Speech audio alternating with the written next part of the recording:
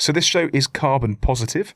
We've partnered with Carbon Positive to allow us to get to that point. Listen to the show to find out how you also can become carbon positive. I have one GCSE, I'm dyslexic, I'm dyspraxic, and I have mild ADHD, which makes things rather exciting when trying to run a business. However, I have built multi-million-pound businesses with no investment, and now I invest in others. And guess what? I love every minute. I'm Oliver Bruce, this is my podcast, Success is in the Mind, and welcome to The Journey. A podcast where we speak to founders and entrepreneurs from the businesses that you've always wanted to know more about. We delve into the formative years of their business lives and ask those with the inside track on startup and scale-up life the questions I wish I knew the answers to when I started out. As always, the more you share and subscribe to this podcast, the more people that'll be able to learn, enjoy, and avoid the mistakes that so many make. So, when should you raise VC funding? Should founders give all employees equity, and what do acronyms banded around in boardrooms like SEIS, EIS, TAM and VAT actually mean to founders like you? We'll shed light on just how many founders are neurologically diverse, and we'll show you how to get through tough times when things inevitably get hard. I'm Oliver Bruce, and welcome to Success is in the Mind, The Journey.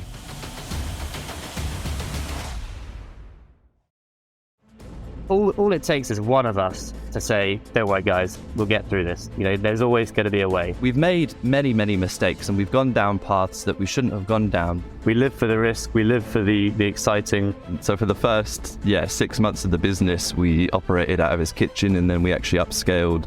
And this is something that we've never actually shared, but we upscaled into a 3x3 gazebo in his garden. Everything is on us. We're independent in this and we really have to put the effort in if we want to, and with putting the effort in, it means we are going to have to make sacrifices. Hello, boys. Thank you so much for coming on the show. Look, I want to understand a bit about you both. You were both born, and now you're both here. So tell me a little bit about that journey. Sure. So we actually both grew up in Cornwall, and I'll let Ranj go through his part, because it's a very different part of Cornwall, but I was from the north side, which is very much more rural, very much more rugged. And the area that I was from really had nothing going for it, really. My school was the only one in a 50-mile radius. The nearest supermarket was about a 40-minute drive, so it was very out in the sticks. And growing up, I always felt very kind of different to other children in the sense that everyone down there didn't really have much aspiration, didn't really have much desire. And growing up in that environment, I always found it very difficult to essentially express myself. So it wasn't really until university that I found, I suppose, my tribe and my people. But being at university kind of furthered my hatred for education in general. I was always the questioner. I was always the person that would ask, why am I doing this? Why am I sat in an entrepreneurship class being told that Dyson was the person who invented the Hoover when in fact he wasn't? By someone who was 28 and apparently an expert in entrepreneurialism.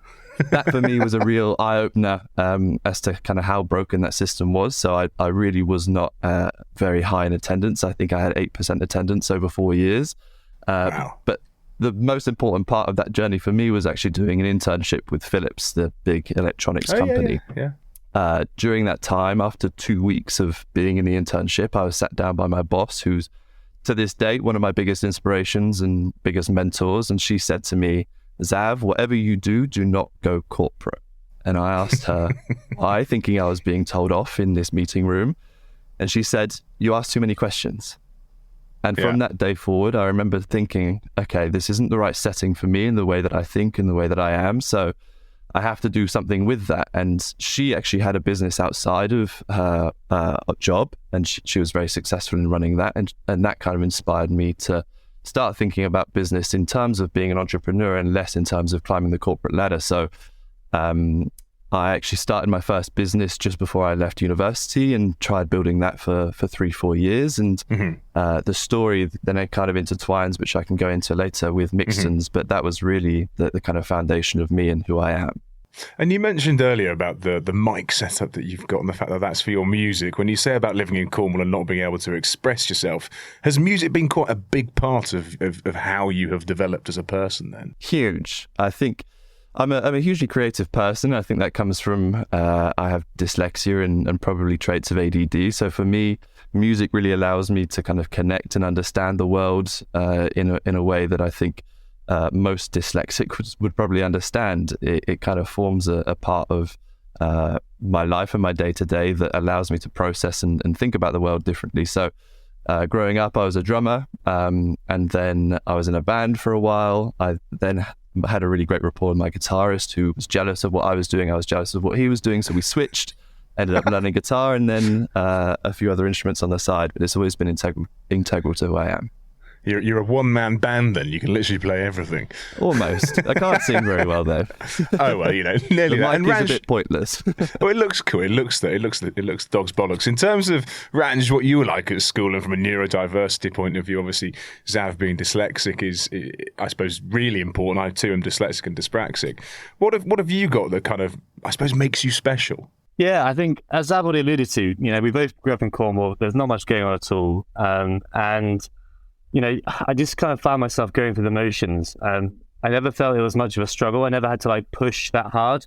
But equally, so I was never your A-star student, top of the class constantly, goody two shoes. But equally, I never really struggled. And I think, especially in Cornwall where you grew up, and there's a lack of kind of ambition, as Xav touched on, and awareness of what there is out there, and where the heights you can reach. I think that linked together kind of, you just find yourself going through the motions, but equally kind of just always questioning, why am I here? What am I doing this for? Why do I need to know this? Is this ever going to be beneficial in life? But I think because I grew up in quite a traditional background, I equally wasn't getting those answers at home. Don't get me wrong. I love my family. I was brought up exceptionally, and they kind of really, really great role models. And I think I went down the path I went on because of that, because I didn't know what else there was. So I kind of, went through school, went through college, didn't know what else to do. A gap year was never on the cards because my dad probably would have killed me. But ended up going to uni, doing engineering because, I was good at art, right. I was good at science, I was creative, good at maths. What else is there to do?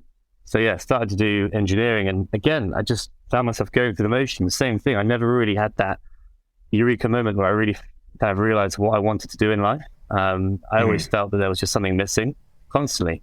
Even when I was a child, everyone was doing cafe jobs. I was doing a paper round at 6 a.m. Everyone was, playing football. I was playing hockey. Everyone was doing this. I was going on lone walks, going surfing, whatever.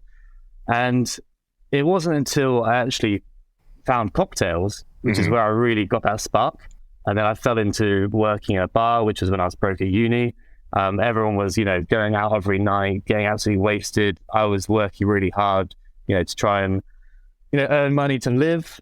But also I just loved cocktails, I started working in a cocktail bar, and I kind of just fed off that hunger. And from then, again, similar to Xav, I got an internship, and that still didn't really tick the box. I was sat next to people who were all just on this conveyor belt, on this pathway, directors who'd been in this company for 30, 40 years on one side of me. On the other side of me, I had, a graduate who was so excited about his career prospects of being an engineer, and I just didn't have that.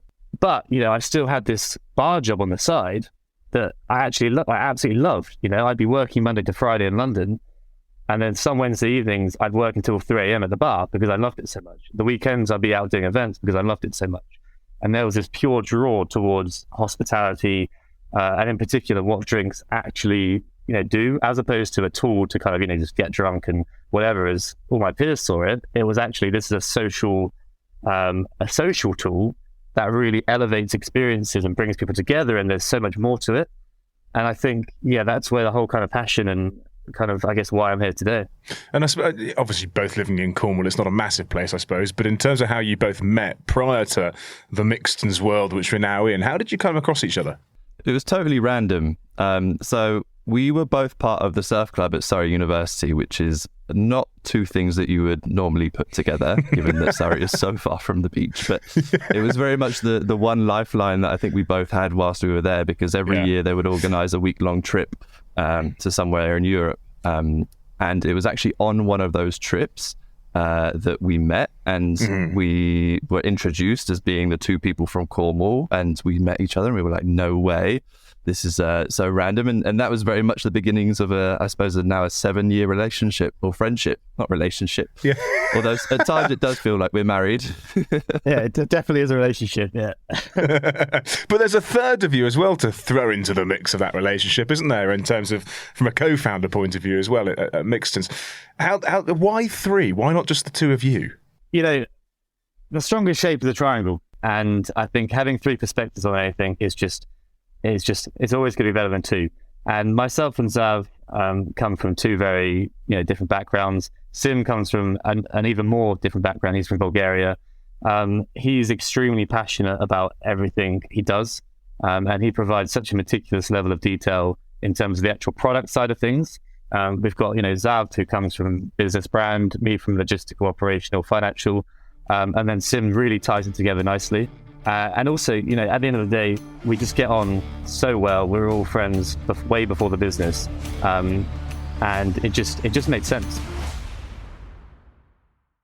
This podcast is sponsored by Huel, and I want to talk to you about the Huel Black Edition, which is a high-protein meal with everything your body needs in a complete shake. All you need to do is add 2 scoops to water, and you've got yourself 26 essential vitamins and minerals and 40 grams of protein in one 400-calorie serving. I'm sure many of you can relate to not being able to get a nutritious breakfast or lunch in your working week, and I've found that Huel is the answer. It automates what you do for those meals, so in the morning, I don't have to think about it. I add water, 2 scoops, shake and go. It eliminates the possibility of making those questionable breakfast decisions, and I know I've got the protein, I've got the calories, and I've got the vitamins. During the working day, just automate it. Make it easy for yourself. There's all sorts of good stuff in Huel: vitamin D, C, E, iron, fibre, protein. It saves me time and it saves you that decision-making process that sometimes leads to you choosing the more unhealthy option. So, if you want to try it, go to huel.com/success. That's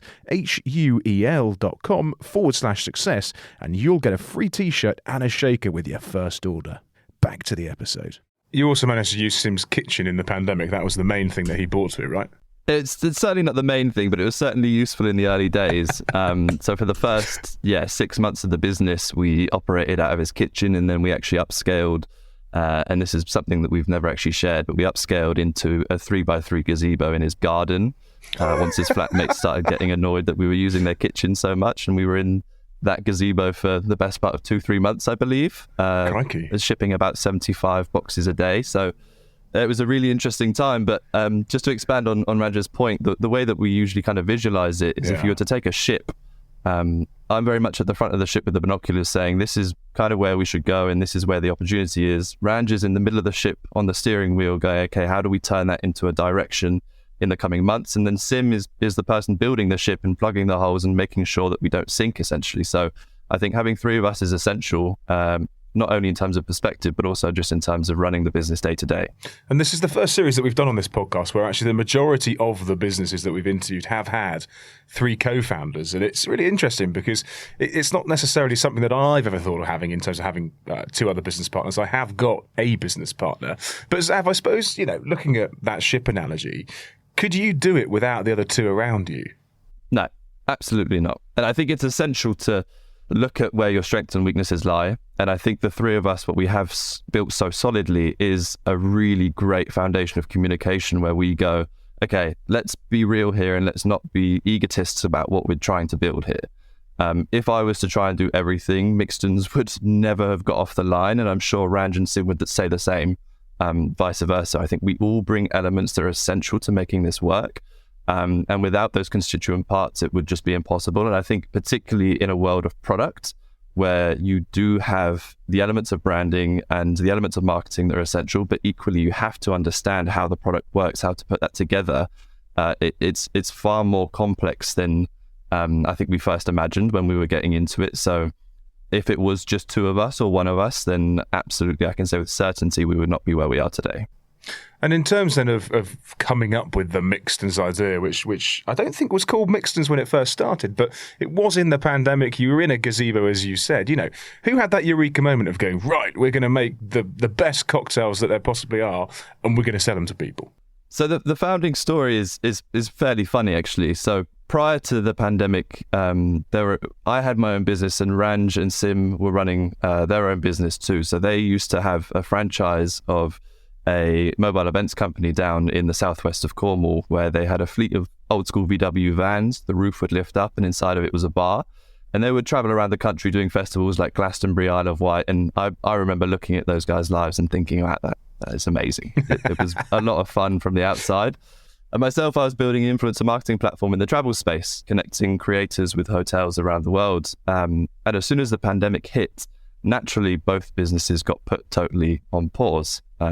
So between us, I think we spent the first few months kind of scratching our heads, wondering what to do. And then Ranj came up with the great idea to, between our friendship group, every week to jump on a Zoom call and just have a drinking session together, essentially to have some social time and have something to look forward to in the week. So we decided to do a wine week, we did a gin week, we did a rum week, and then we got to cocktail week. And Ranj very kindly sent across the ingredients list to make an espresso martini and a margarita. And the total sum of the cost for for those two cocktails was £80 in raw ingredients. And I remember saying to Ranj, there's no way in hell you're getting 10 people who've just been either furloughed or lost their businesses to spend that much money. So that was kind of problem number one that we came across. So we went out to the supermarkets and bought as many pre-mades as we possibly could. And upon going to the supermarkets, we were kind of really bewildered at how few different recipes there were and how unexciting it was. It was the same pornstar martini, mojito, etc. combinations from about 10 different brands. So we're like, fine, let's just try them. So we jumped onto the Zoom call, tasted them, and were just mortified at how shit they were. And it was very much on that call, I suppose, that Ranj was the first to say, okay, there's something here. These guys have amazing recipes. Why don't we just put something together and send them out to people? So we spent 2-3 months putting together a prototype, and we initially sent it out for free to 100 people. We bought what we thought was about 6 months worth of stock, and we launched in about September, October of 2020. And within 2 weeks, we had sold out of that initial batch. And that was really where we first got validation that actually what we were doing was not only great in terms of taste, but the thing that we've always had from the very beginning is that half our range was entirely unique and kind of exotic in terms of the flavors that we were doing. So we did our own spicy melons, we did a cheeky peach, we did candy pants cocktails that didn't exist already. And that hit so well with our customer base that I suppose that really laid the foundation for where we are now. And you say that the cocktails in the supermarkets tasted shit. Your slogan is cocktails that don't taste shit, which I think is really quite smart. It's a bit like Hawkston Beer with Clarkson and Caleb, where they go, "Fuck me, it's good." And actually, that comedy is quite refreshing. Was that sort of part of it? Was that serendipitous? But obviously, is that going to stick as you go through the new rebrand that you're just about to finish, if not already? Yeah, it's a funny one because we actually didn't have that. Our initial kind of, I guess, slogan or tagline to say was actually delivering the party, because of course we were born out of the lockdown, and we were evolved around there. We always knew that there was more to it. There was always we weren't just going to be around for COVID, and we were seeking this this tagline. And it wasn't until our first live event, we were in Edinburgh, where we were essentially proving the model works in a live capacity, in front of people and serving this across bars. And so many people were just saying, "Oh my God, this doesn't taste shit. Like, this is a pre-made cocktail that just doesn't taste shit." And everyone was just bewildered by the fact, and we ourselves, we knew they didn't, but we were so shocked by the fact that people were shocked that they didn't taste shit. And of course, it just meant it kind of just tied itself really nicely that actually, why try and create something that's got so many levels to it? Actually, these are pre-made cocktails that don't taste shit. One of our biggest I guess hurdles in this business is trying to get over that kind of that presumption, because of these cans that are all in supermarkets, because of these big global conglomerates that are pumping out shit tasting, poorly made liquids that, to be frank, aren't consumer safe. They're not thinking about the consumer. Yeah. We thought, hang on, this really just hits different, right? It says what we are, it says what we do, and of course it speaks volume to our brand and who we are. And the sort of message that we want to be putting out to the world. So at what point then did you guys bring on your sort of first round of investors and the NEDs? Because you've got quite the board of Neds, and you've got influencers like Calfreezy involved as well. From that Edinburgh sort of festival taste session through to bringing on that board and getting that first round of investment, what did that look like? Yeah, so I think from the very early days, it was very much let's build something and see how it goes.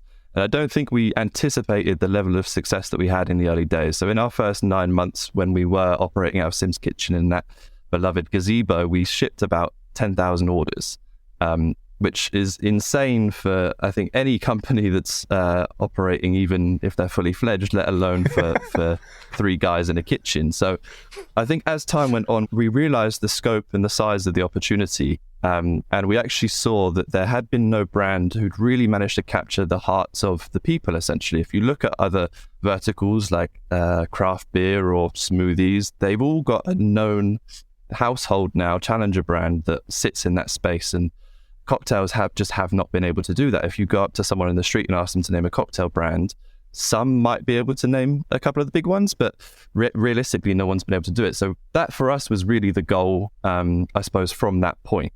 And in order to get there, of course, we knew that we needed to raise money in order to invest and to essentially scale the brand. It wasn't that we were not profitable from the very get-go, because we've always operated very close to profitability through the events arm of the business. So it was very much a scale tactic that we decided last year in around March time to bring on that round of investment. And as you mentioned, we were, I suppose, very fortunate to meet some of the investors that we have on board now. Yeah, and I mean, in terms of that 10,000 distribution from a tent, essentially, what did that kind of look like when you were trying to, and I suppose Ranj yourself, trying to mix 10,000 cocktails from a small sink in a tent? How did that work? Because that is a huge feat for one man. Yeah, it was to be completely transparent. It was carnage. It was something like you've never seen before. It was absolutely. Pedal to the metal, there's an opportunity here. We're just going to do whatever we can to keep riding this wave. Ads are performing incredibly. Let's just keep on cranking those up, right? We're getting a huge return custom rate. Let's do whatever we can to keep them coming back. Discount. It was essentially, let's just keep on building and building and building as much as we can, no matter what it takes operationally. If it takes, getting up at 5 a.m., mixing, because don't forget that these cocktails had to be sent by 3 p.m. each day, because that's the cutoff point. And we wanted to offer next day to really drive that transaction rate. And it was all, okay, what can we do to really just keep this momentum? So yeah, it was get up at, 5, 6 a.m., you mix these batches of cocktails, hand pour them at this stage into individual bottles, and then package them all up independently to the orders. We managed to build out a small team of friends who were willing to help us along the way and earn a little bit of money, and essentially just keep on making slight iterations to this operational scale to cut corners and not cut quality, but just to essentially streamline this process. To start with, it took us about, I think the very first day we started doing these orders, it took us about 8 hours to do 10 orders. Which is just ludicrous. Now it takes us about 8 seconds to do that many. So it was very much a constant iterative process on, okay, how do we speed this up? We don't need to do that. Let's do this instead. Let's buy this piece of equipment to cut that corner. But, constantly just iterating, constantly streamlining, and just a hell of a lot of time, graft, effort, very little sleep, and just organization as well at the end of the day. If things weren't ordered on time, if things weren't, kept accountable, if stock wasn't on top of, we would have missed the mark. So it was very much just learning the hard way, definitely making a few mistakes, but yeah, just keeping on top of it and hard graft, really. And I think that plays a really important part of the story, because from the very beginning, we could have gone straight to a can manufacturer and a recipe developer and go, we see an opportunity here, let's go and blow 50, 100, 200 grand on building a brand, building something, and then go and knock on a retailer's door and say, please take us. But we had a conversation very, very early where we said, let's see how far we can go by doing it ourselves. And I think that iterative process has allowed us to now do 7 figures in revenue, far surpassing it in just under 2 years. And I think that is almost unheard of in the drink space, given that we have now made about, I wouldn't even know, but it's nearing 500,000 cocktails by hand ourselves. And that then allows us to go, okay, in order to take that next step, in order to break into retail, which is where we are currently, we have such a strong foundation to do that from, that means that we can essentially skip a lot of the hardships that you normally have to face if you're a brand new retail brand. And what's exciting, you're absolutely right in terms of your analogy about the cocktail brand and naming one. I mean, Xav, you said online about you guys wanting to be the next brewdog of cocktails, and I suppose that makes absolute sense. And how important is that events side of it, flag waving and helping with that profitability? It's huge. It essentially acts as the heart of the business. And again, I would say it's what you would call our kind of unique competitive advantage. Because of the prior relationships that Ranj and Sim had built with their prior business, with those large festival organizers, we essentially have a roadmap of summer events that allows us to not only get liquid into the lips of hundreds of thousands of people, but actually build a really profitable revenue foundation to drive the rest of the business from. So instead of having the usual run rate that most businesses have when they're raising capital and saying this is directly being burnt every month, we're saying we can sustain ourselves and we will do so continuously, but any money that we're bringing in is then fueling growth. And that gives us such a strong leverage, because that growth directly leads to more people tasting our product at these events, which then means conversion when we get to retail will become easier. In terms of from a product perspective as well, it's just unparalleled, because we never sat down in a board meeting in a lab just thinking about what is the right cocktails to do, and before computer says this is the right way to go. It was all very much driven from the consumer. We've had X amount of years in the past serving these drinks in a different capacity, but nonetheless, face-to-face service. We know that people want this. We know people love this. We know people don't want this.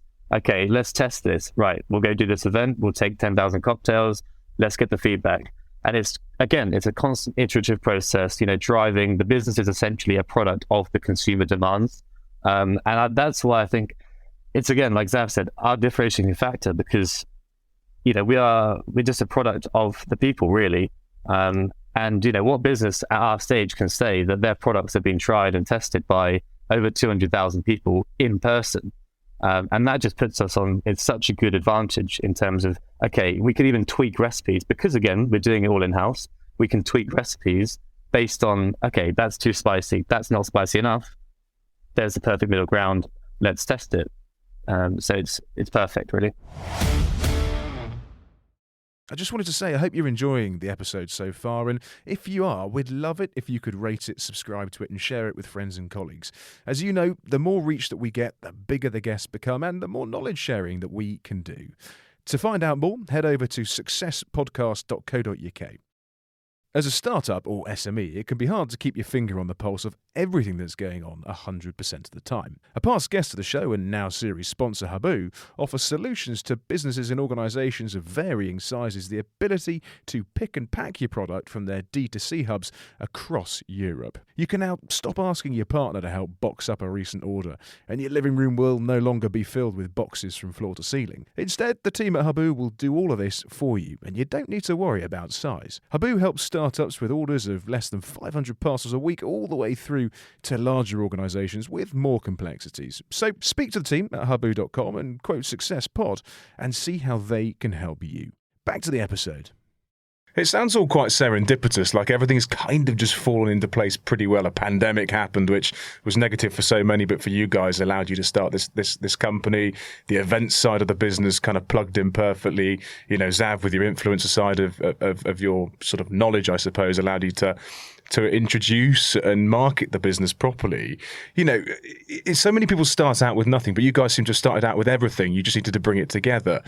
Would you have done it strategically, or was it pretty accidental on this journey? It's a great question. And I think part of the journey is always accidental. And I think as long as you, and this is where coming back to that question around the co-foundership and I suppose the trio that we have, we've made many, many mistakes and we've gone down paths that we shouldn't have gone down, but all of those things add to our vocabulary of learning and understanding of how the industry works. And we've had many, many difficult situations, one of which I remember probably the worst day that we've had was when we had a £25,000 debt that was to be paid in 3 days, and we had £11 in our bank account because we just invested so heavily in stock for a specific event. We had an event that weekend, and unless we could repay that £25,000, then we were essentially done for. This was pre-investment, pre-everything. Yeah. And I think we made about £26,500. So we had literally just made the threshold. So there are so many moments like that I could tell you where we were really cutting it fine, and it certainly wasn't serendipitous or easy. But I think the thing that we've always had is a really strong foundation of, we know who we are, we know why we're doing this, and we're not doing it based off of assumption, we're not doing it based off of kind of nonsensical dream that we have. We're doing it because we know customers want this. And that really ties in with the rebrand, with where we're going right now. Every decision that we have moving forward is based on customer and not assumption. Anytime we get one of these curveballs that just, should wipe us for six, we call it a thumb. And it's just this constant thing that we don't know if it's around the corner, but it's always going to be there, and it's always going to come eventually. But it's how you deal with it and kind of how we react. And again, another huge benefit to being three of us is that, even all it takes is one of us to say, don't worry guys, we'll get through this. There's always going to be a way. Generally speaking, we're all full guns blazing, we're all ready to roll, but it's just an always a way mentality that means we just know there's going to be a way to get through this. So, boys, in terms of the new brand, what's the positioning and why have you sort of chosen that stance then? As you mentioned, the brand in its old form was pre-made cocktails that don't taste shit, and we were really focused on solving the quality issue and solving the taste issue. But as I mentioned before, half of the range has always been unique and exotic, and the customer demand is there for that proposition. So when looking, I suppose, at a matrix of where brands are currently positioned, you do have brands that are tasting better in a pre-made format, but they're still not enticing people to have anything that is innovative or exciting within the flavor ranges. They're just doing the old school better. And as we mentioned, for us, the old school is out. People have moved past that. It is rooted in traditions that started 200 years ago. We want to evolve cocktails past that, and we want to actually take or almost make the cocktail of tomorrow, or even of today, not even looking at the past and going, how can we take something that's been done and improve it? So for us, the new brand really revolves around this idea of kind of twisted cocktails. And that's really the centerpiece of everything that we're operating on. So we really like the kind of premise of the classic stick or twist, which is obviously a blackjack rule. You can either stay with what you have and the history that comes with it. And I mean, cocktail culture in its current form has been cheapened. If you look at what mass markets are doing, real bars, you've got places like Slug and Lettuce and Turtle Bay that just churn out cheap shit by the masses. You've got hordes of people going to bottomless brunches and stumbling out the door at 2:00, and it's just not a good look. People don't want to associate themselves with cocktails in their current form. And then in RTDs, it's even worse. As we mentioned, you've got 4 to 6% mass market shit, or you've got the premium stuff that's just the old in a new format.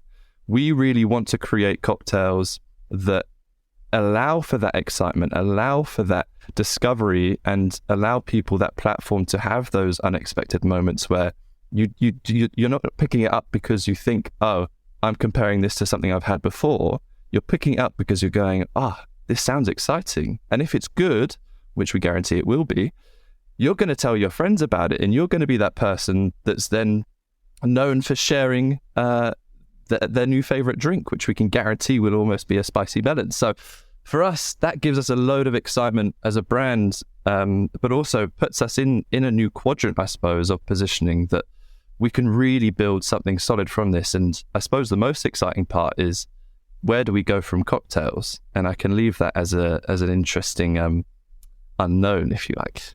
And Xav, in terms of kind of when we spoke about the espresso martinis at the top, that was something which people loved and people were buying. But you guys have sort of started to sack off the legacy, I suppose, cocktails and go down your own route of, owning the IP and coming up with the flavors. What was the reason for that? Because that's a big change for RTD brands. Well, I think funnily, it's actually, the question is almost the other way around, because when we first launched the company, we had this range of amazing drinks that the guys had brought forwards from prior knowledge and also some experimentation that we did, such as the spicy melons, which is very much our our kind of our favorite little baby, because it was actually an accident. That's another story. But when we launched, we actually said, oh, we should probably do some classics as well, because our assumption is that that's what the people want, right? They're not going to want this crazy random range of innovative drinks. People are going to want the kind of standards. And I think that assumption over time we realized was categorically incorrect. And I suppose it also speaks to the DNA of that first instance when we had that Zoom call and we were drinking those drinks, wondering why no one was doing anything exciting in the category. Over time, and having spoken to our customers, in fact, we just did some primary research. Only 15% of people are looking for really classic cocktails that they know and love. The remaining 85% are looking for drinks either with a twist, so something that's familiar but has something exciting going on, or indeed something completely new and exotic. And if you look at the shelf at the moment in any supermarket, everyone is doing the same shit. And everyone's doing it. Either so there are some brands who are doing better in quality now, but they're still not appealing to that new, exciting and innovative sense. And really, if you look at where cocktails come from, back in the day, a cocktail bar would be the place that you go to with a friend to either celebrate a social occasion or have a catch up. And you might look at the menu and you might find something that gives you a sense of excitement and gives you a sense of almost adventure, because you're browsing the menu and you're seeing these exotic flavors floating around. And I suppose our whole business is built on the fact that the best memories and the best times that you have are the ones that are unexpected, the ones that you don't realize are about to happen. And I could probably say that your best evenings out are the ones that take you by surprise, where you go to the pub on a Tuesday and you end up in a really cheesy nightclub dancing to ABBA. And it's far better than Xav? How did you know? And it's far better than the New Year's Eve that you plan, which is always disappointing. So how do we actually allow for those moments to come through to people and give people a platform to have those moments of unexpected fun? It's by providing a drink that is familiar with a twist. And that's really what we're building the brand around, which is why we've ditched all of the classics and said, okay, that's not what people are after. People are looking for those moments that allow the social shareability of drinks again. Yeah, no, it makes absolute sense. It's very exciting. I'm really glad I've invested in this, because you're selling it to me again, even though I'm already in. But I'm there. Ranj, in terms of the mental acumen that you need, because obviously you mentioned about how you just need your two co-founders to pick you up and say, let's crack on when things do get tough. You know, you being the man that shakes the cocktails and makes the magic happen in that sense, do you ever just go, I'm just not interested in making another cocktail, I'm just out now? Or is it something that you're very, very passionate about? Yes, I'd say no. That's definitely never crossed my mind. You know, I think for me, there's, like Xav said, there's so much more to cocktails than just shaking a drink and just being the liquid. It's everything that comes around it. You know, it's the fact that this is a tool that I've seen. You know, since it all goes all the way back to since I was a child. You know, I've always seen cocktails and drinks as more than just the liquid that they are. You know, it's the craft behind them, it's the memories they create, it's the feeling that you get, it's the taste, it's the nuances, it's really an appreciation. So I think, yes, from a brand perspective, you know, we think there's a huge gap in the market, but also this is a product that's not going anywhere. You know, this is something that's got a huge potential just to keep on growing. If we can just essentially, you know, evolve potentially a semi-outdated product into something which is really new and exciting, just keep on driving that cocktail factor and all those feelings forward, then I can never get bored of it, you know, never. And I think just to add to that, there's a cocktail for every single occasion. And I think when looking at developing cocktails, unlike beer or unlike wine, where it is very much, this is what it is, and you can tweak the flavors a tiny bit, but that's about it.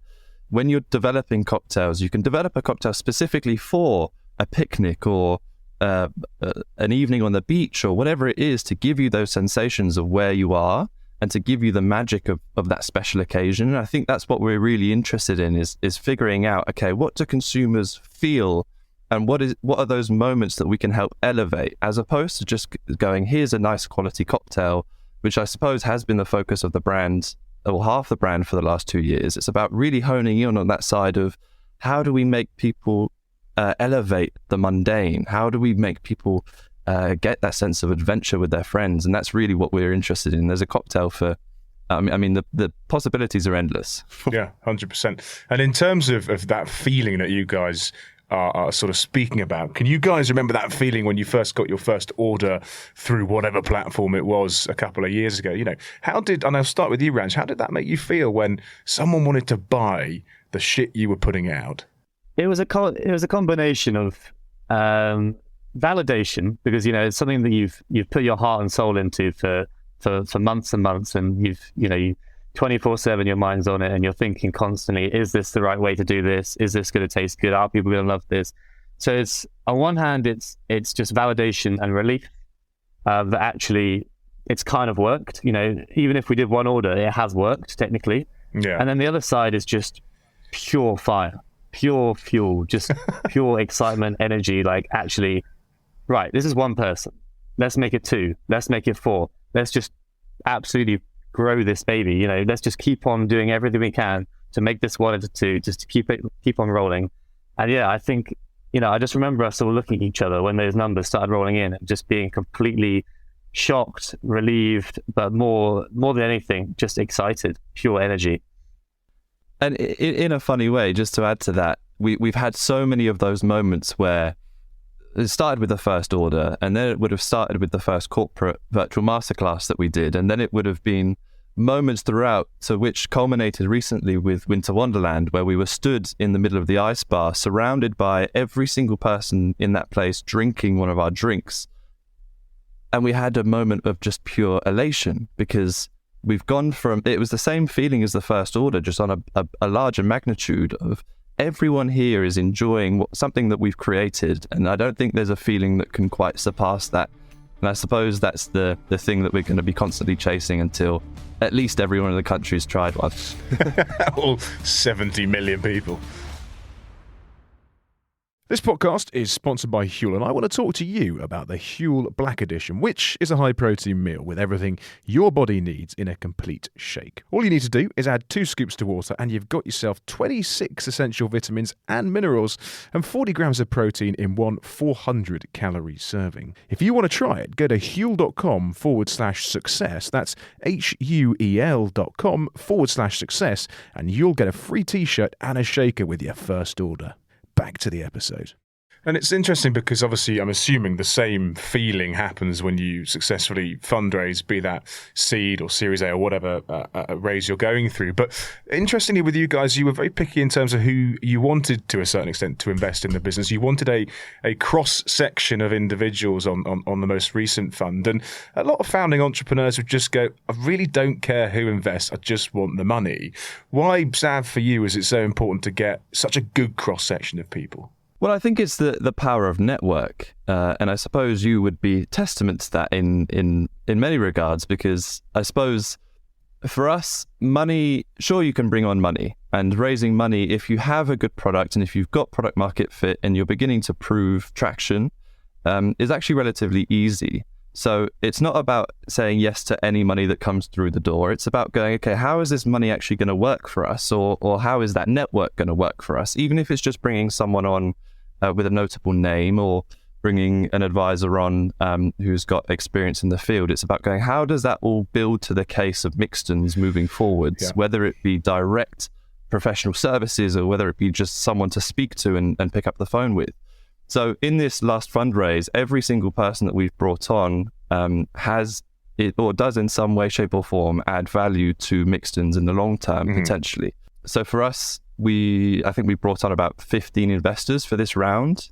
Some are small tickets, some are large tickets. It's not about the money, it's about how much value are they going to be adding to us as we move forwards. In terms of looking at moving forwards and the rebrands and such like that you've done on so many occasions in the past, because you didn't start out as Mixtons, did you? You started out with a completely different name, but you've just obviously completed a new rebrand. What are the reasons and why so many different iterations? Well, yeah, so of course we were a COVID baby, right? So I think, and because we didn't know exactly how far this would go, this could have lasted just for the pandemic. So we did base the branding around that. So of course, Knocktails was our original name. Knock knock, who's there? Cocktails. So it was very kind of tongue in cheek, very simple. I think, we kind of blew up once we launched, as we mentioned, and we were in the trenches deep, and we were working super hard, and we didn't really kind of have a second to kind of rise above it and get a greater perspective of what potential is there.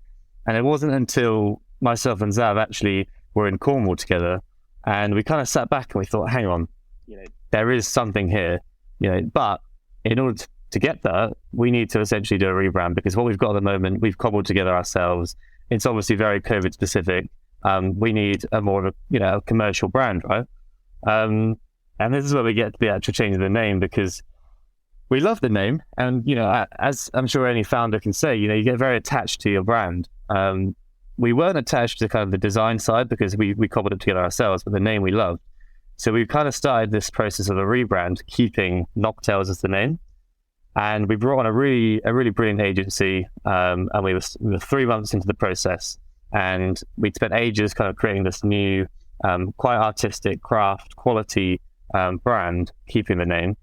And I'll never forget this moment, and this is one of the first biggest thumbs that we'd had, which was, I get home, and there's a letter through the door, and it's addressed to me, and I open it up, and it's one of these brown envelopes that you always know they're not going to be good news.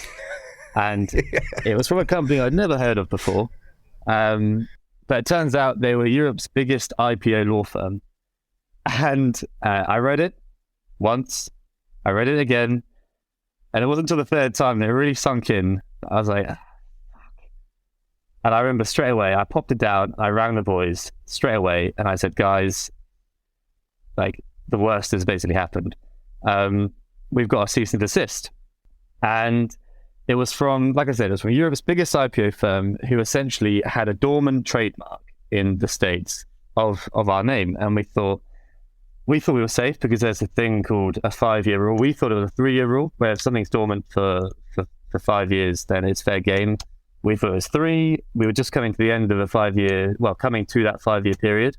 And we tried to trademark it. It obviously flagged the systems. And long story short, we got a big scary letter. And we had 2 weeks to basically either completely rebrand, change the name. We obviously had loads of Knocktail stock. We were so far through the branding process already. It was a nightmare, and we just didn't know what to do. Obviously, we'd had no kind of prior history with this sort of thing before, so it was very scary. But we, there is a way, like I said, we put our heads together. We thought what the solution is. Okay, we're already doing this rebrand. Let's just try and keep that ball rolling, but let's just come up with a new name. And it was every single day, every single night, reeling off names, like just long lists. I mean, we've still got them. And we just couldn't get to something. And it wasn't until the day before the agency were like, look, guys, we need a name. Otherwise, essentially, we've got other projects. We've got to bench this. And it was the night before. And I remember we were on a call, and we were reading through the letter again and again. And it was just one of these moments where you just can't write it, because we read it through. And then I remember just saying, the guy's name was Ryan Dixton. And I remember getting to that and saying, Dixtons. And then Xav was saying, yeah, I mean, can we call it that? Is that too close? Sim was saying, actually, yeah, you know what? That sounds like a cocktail brand. That really does. Mm. And then kind of in unison, we were like, hang on, let's mix that up. Mixtons. And we all pondered it for a little while, and then eventually we're like, shit, this is it. Mixtons. And then, the rest is history, really.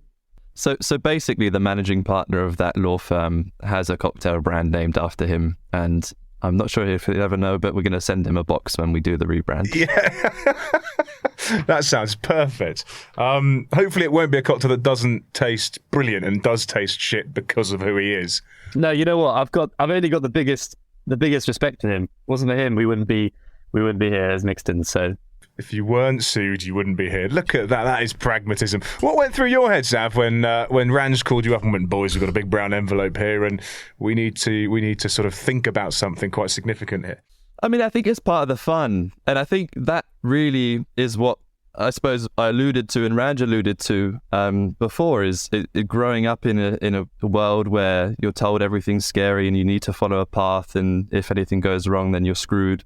That's why it just never aligned with us. So for us, we actually enjoy those moments now of the thumb, and it's like, okay, how do we problem solve our way out of this hole? And I think for me in particular, being the most dyslexic, because the boys are probably also dyslexic, but being the most dyslexic, I think that's the natural tendency that we have, is to look at the world and go, okay, it doesn't make perfect sense to me in the way it's being presented, so how do I solve it? How do I come up with a solution to it? So those moments I love more than anything. Even if the business is at risk, that's what makes it exciting and exhilarating. I think, I can't count on both hands how many times I think we could have just benched it and we could have said, you know what, this is a sign just to stop, over and over again. And that obviously was the first one. We've had many since.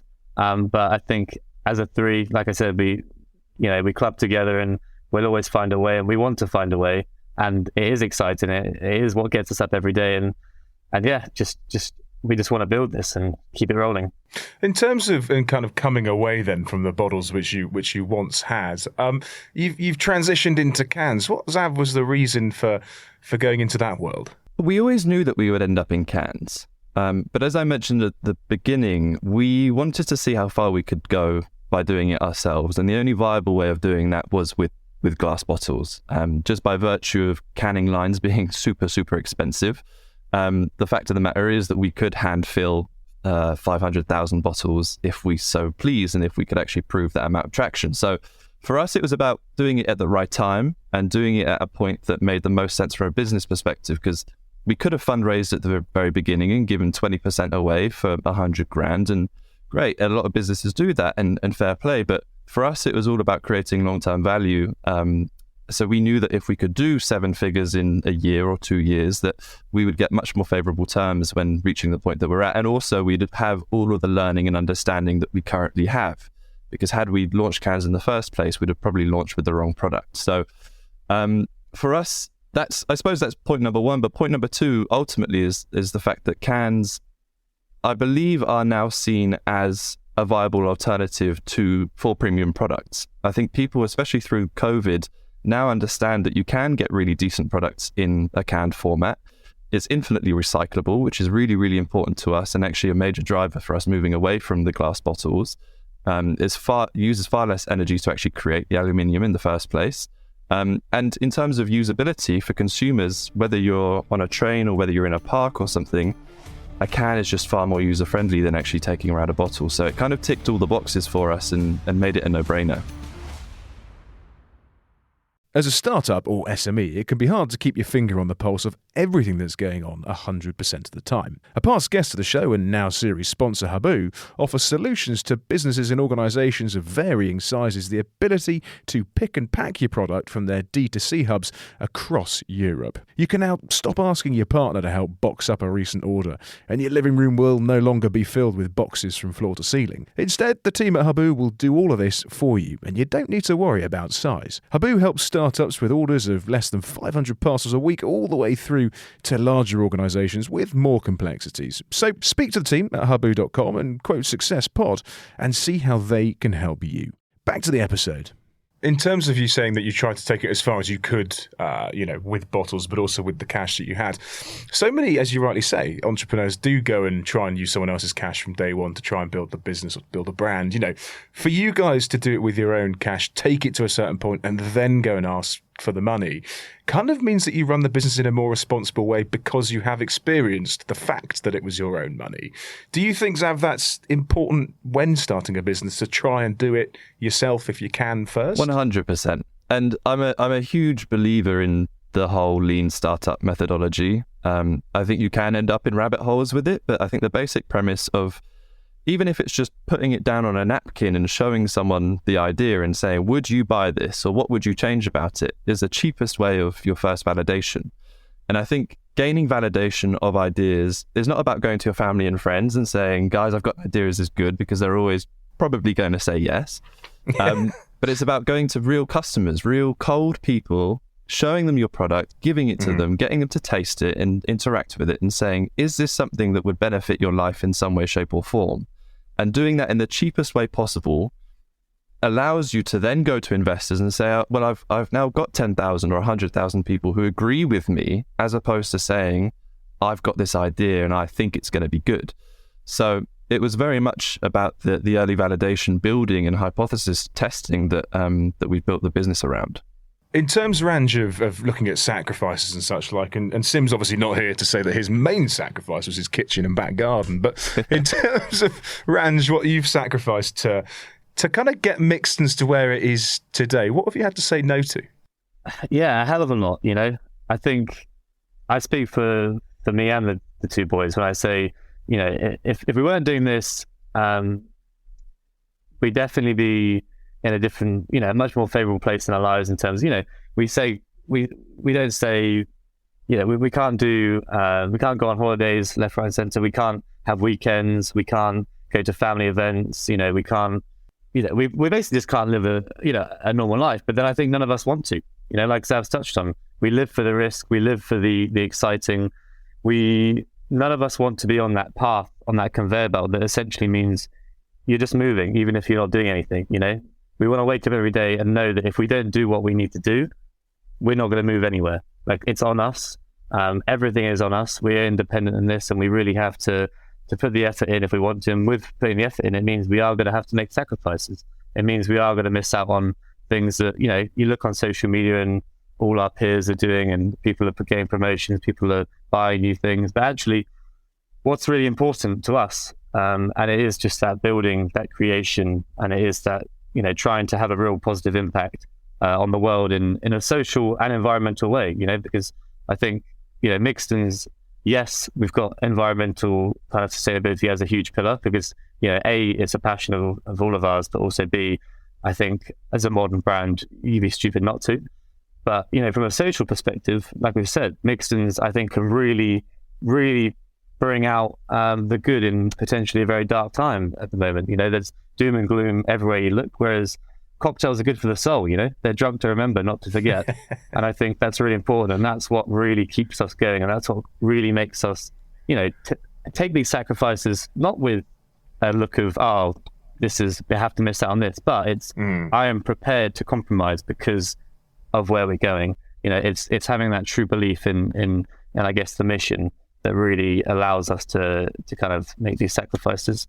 Yeah, I mean, just to add to that, even to this day, it's happening. Just 3 days ago, my friend asked me if I wanted to go on a holiday for next year, and I've had to say to him, I can't. I know I won't be in a position to.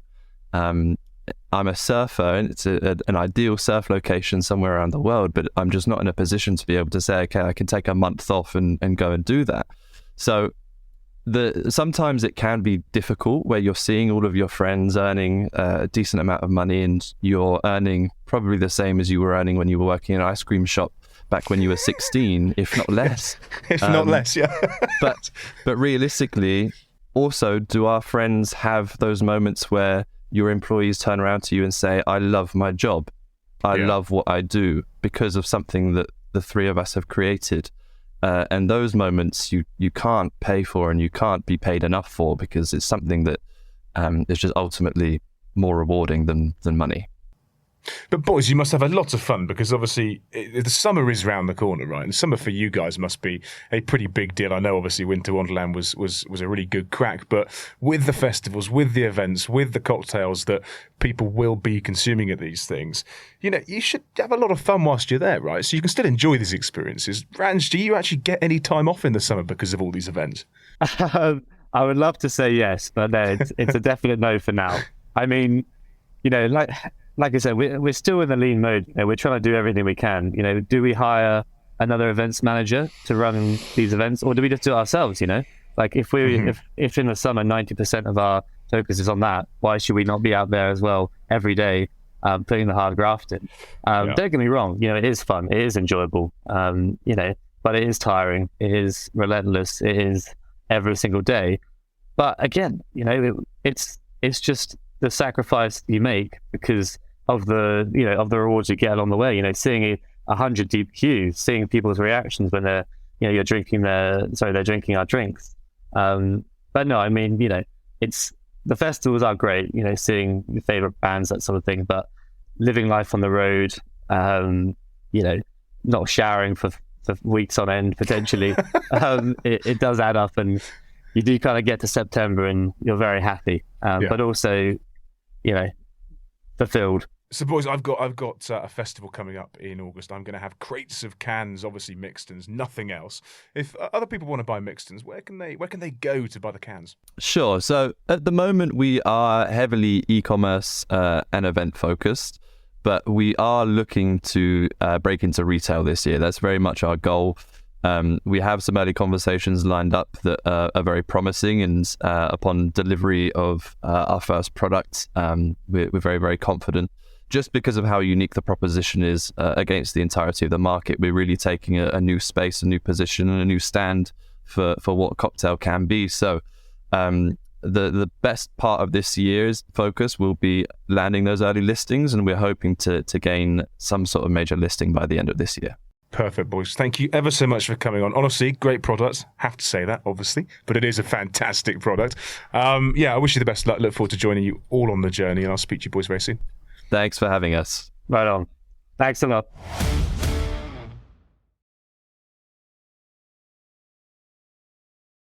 And here's a little message from our carbon offset partners, Carbon Positive. So, hey, Andrew, thank you so much for joining us. We obviously wanted to introduce you because you guys are happily supporting us from a carbon positive point of view, trying to get the podcast Carbon Positive over the next 12 months. But I wanted you to tell the listeners why you chose this podcast and, what's so special about Carbon Positive from a non-for-profit point of view. So we decided to choose Successes in the Mind podcast for a couple of reasons. It's not necessarily our absolute forte because of our position being a not-for-profit, but it definitely aligns with some of the aspects that we do and that we want to support podcasts with in particular. We want to make it easy for podcasts to be able to become carbon positive and to be able to make their podcast environmentally friendly and show their listeners that they have a social conscience. We understand that it's difficult for people and it takes a lot of time sometimes, and we wanted to give podcasts the tools to be able to calculate and offset their carbon footprint throughout their whole podcast, which goes from everything from production to their listeners across the world, and to be able to offset that footprint and become a carbon positive podcast. So, for us, it's something quite close to our heart. From a business point of view, we're very much focusing on becoming carbon neutral. Now, with regards to the podcast, you guys are kindly helping us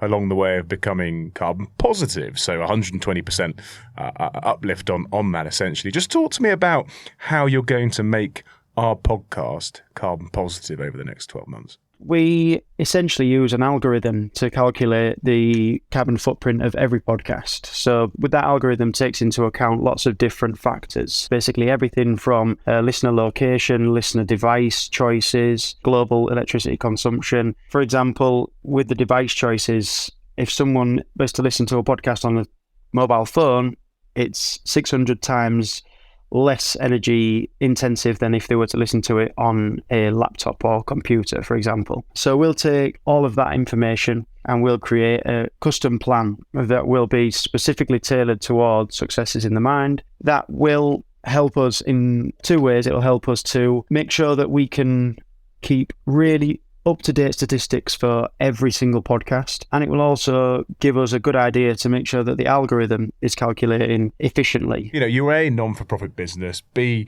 I don't think you've necessarily worked with podcasts necessarily like ours before, so it's really exciting to be on that journey with you, helping you guys do it, but similarly sort of seeing what you guys want from us equally. No, you are absolutely our first major case study, which is super exciting for us because it really gives us some in-depth data that we can use to help every other podcast. 80 to 85% of the podcasts that are produced will be able to offset their carbon footprint for less than the price of a takeaway coffee every month. We see podcasting as quite a young industry, which means that we have a unique opportunity to be able to get in there early and to support podcasts to become carbon positive and make podcasting the world's first carbon positive medium. It's properly exciting to be on that that journey with you. And I know you guys are based out in Switzerland and we're obviously based in the UK, but to be able to come together remotely is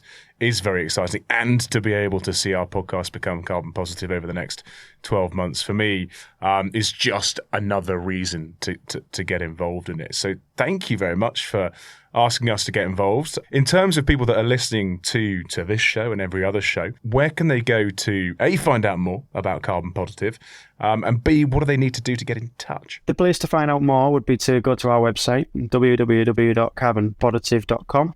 But then, as we all know, every business comes with unavoidable carbon footprint. We understand that offsetting isn't the absolute answer, but we can make the industry better, first of all, and then what is unavoidable footprint we can try and offset. There'll be a tips and tricks page on the website which will help to reduce, first of all, and then there's a really short little page on there that you can input 2 pieces of data, monthly downloads and average listening time. And then within 2 minutes, a podcast can become carbon positive. I think it's worth saying as well, the footprint of the podcasting industry is 1.7 billion kilograms of carbon per year, just because that doesn't really mean anything to me a year ago, but now it does. It's equivalent to 2 million flights from London to New York every year, or alternatively, a flight every 15 seconds. It's a drop in the ocean as far as the world is concerned, but if we can reduce that and obviously eventually bring that down to zero, or even bring it into the positive section, which is what we're hoping to do, then we hope that should make a difference. Wow. 15 flights a second, carbon positive. I love it. I'm glad we're involved, and thank you so much for thinking of us, Andrew. Thank you very much, Oliver, for speaking to me.